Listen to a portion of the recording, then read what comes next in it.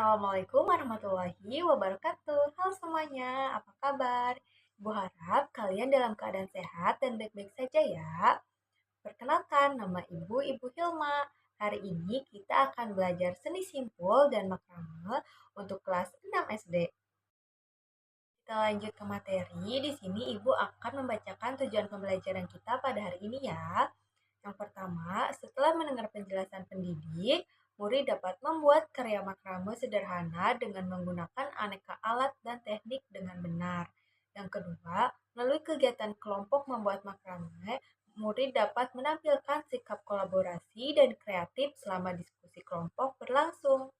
Dan yang ketiga, yaitu setelah kegiatan kelompok, murid dapat menciptakan karya makrame sederhana dengan menggunakan aneka alat dan teknik dengan benar. Nah, kita lanjut ke materi yang pertama, yaitu pengertian simpul. Simpul adalah titik atau tempat bertemunya dua atau lebih tali, benang, atau kawat yang saling terikat satu sama lain. Simpul biasanya digunakan sebagai alat bantu dalam berbagai aktivitas, seperti memancing, mendaki gunung, atau memasang tenda. Nah, ikatan adalah hasil dari penggabungan dua atau lebih simpul. Ketika simpul tersebut digabungkan, mereka membentuk suatu struktur yang kuat dan tahan lama. Ikatan sering digunakan dalam berbagai bidang, seperti pelayaran, memasak, atau kerajinan tangan. Kita lanjut ke materi selanjutnya, yaitu jenis-jenis ikatan dan simpul. Yang pertama, simpul kepala. Nah, di sini bisa kita lihat ya, ada contoh simpul kepala. Nah, simpul ini dibuat dengan cara mengaitkan pada sebuah pipa keras atau tali yang direntangkan sebagai tempat menyimpulkan simpul kepala. Simpul-simpul ini dibuat berulang dengan jumlah sesuai kebutuhan. Yang kedua yaitu simpul rantai. Nah, di sini bisa dilihat ya, ada contoh simpul rantai. Nah, simpul rantai disebut simpul yang tak beraturan. Simpul ini menggunakan tali sebagai tali garapan dan sebagai tali pasangan, digunakan secara bergantian. Dan yang ketiga yaitu ada simpul mati. Nah, di sini ada contoh simpul mati ya. Nah, simpul ini digunakan ikatannya yang sangat kuat sehingga susah dibuka. Berbeda dengan simpul lainnya yang disebut simpul hidup, di mana ikatannya cukup kuat tetapi sangat mudah untuk dibuka kembali. Nah, selanjutnya kita lanjut ke jenis simpul yang keempat, yaitu simpul tunggal. Nah, hasil dari simpul ini tampak seperti tangga. Variasi dalam membuat simpul dapat dibentuk memutar ke kiri atau ke kanan. Kalian bisa melakukan percobaan dengan simpul ini untuk menghasilkan variasi yang menarik. Nah, di sini ada contoh dari simpul tunggal ya. Nah, kita lanjut ke simpul ganda.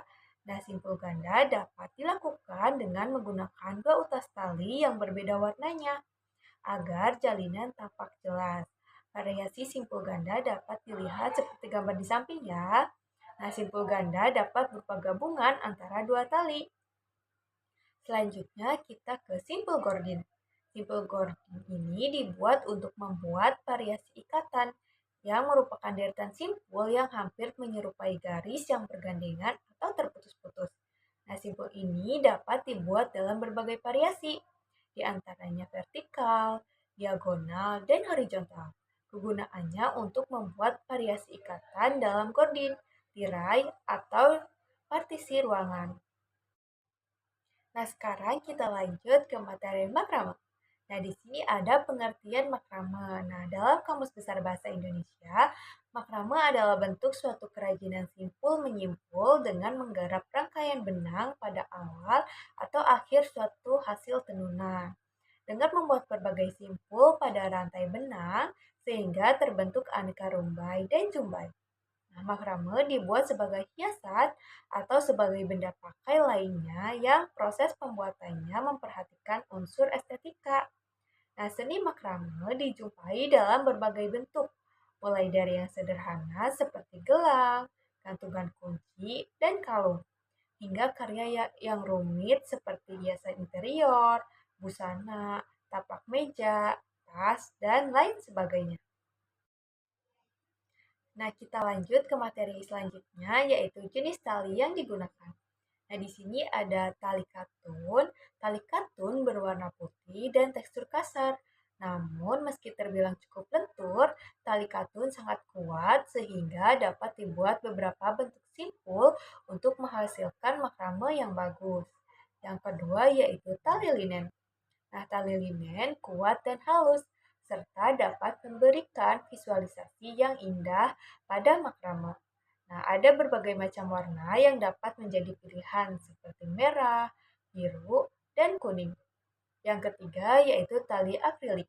Nah, tali ini merupakan tali yang seratnya sangat halus. Itu sebabnya tali ini cocok digunakan untuk busana yang dibuat dengan teknik makrame. Yang keempat yaitu tali jute. Nah, tali ini cenderung tidak terang atau suram. Teksturnya juga sangat kasar, sehingga tidak cocok digunakan untuk produk seni makrame yang memiliki fungsi pakai. Jenis ini biasanya digunakan untuk benda hias. Nah, yang terakhir yaitu tali nilon. Nah, tali ini memiliki sifat seperti sutra, baik dari segi visual maupun teksturnya. Tali ini terlihat sangat indah, tetapi cenderung licin dan untuk disimpul. Ujung-ujung talinya akan menjuntai dan mudah terlepas dari kelinannya. Tali yang baik digunakan untuk membuat makrame yaitu tali bahan nilon dan katun karena kedua tali ini sifatnya lentur dan mudah ditekuk sehingga mudah digunakan untuk membuat simpul. Nah, di sini ada contoh karya makrame ya. Yang pertama itu ada gantungan pot, hiasan dinding, gantungan kunci, ikat pinggang, dan juga ada tas ya. Nah, sekian pembelajaran kita hari ini. Sampai jumpa pada video pembelajaran berikutnya. Terima kasih. Wassalamualaikum warahmatullahi wabarakatuh.